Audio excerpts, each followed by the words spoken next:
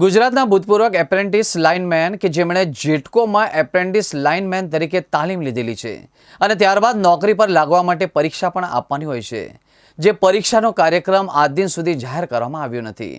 એવી માગણીને લઈને આજે ગુજરાતભરમાંથી જુદા જુદા શહેરોમાંથી ઉમેદવારો વડોદરાની રેસકોર્સની જીએસએલની ઓફિસે બહાર સૂત્રોચ્ચારો સાથે વિરોધ પ્રદર્શન કરવામાં આવ્યું હતું અને ત્યારબાદ એમડીને રજૂઆત કરવામાં આવી કે વહેલી તકે પરીક્ષાની તારીખો જાહેર કરવામાં આવે એવી માંગ ઉમેદવારોએ કરી હતી। આજે અમે જેટકોની હેડ ઓફિસે એમડી સાહેબને મળવા માટે આવ્યા છીએ કે અમારી એક જ માંગણી છે કે આજે 2023 થી આજ સુધીમાં અમારી ભરતી પ્રક્રિયાને સ્થગિત કરવામાં આવી છે। અમારી કોઈ આગળ ભરતી પ્રક્રિયા આવેલ નથી।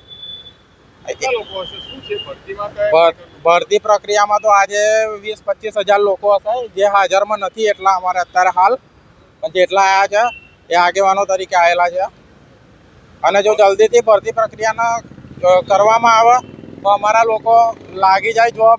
આજે 2-3 વર્ષથી એક્ઝામ માટેની તૈયારી કરીને અમે ઘેર ફરીએ છીએ। ભરતી તો આજે જોવા જાય તો 10 થી 15 હજાર વેકન્સી ખાલી છે।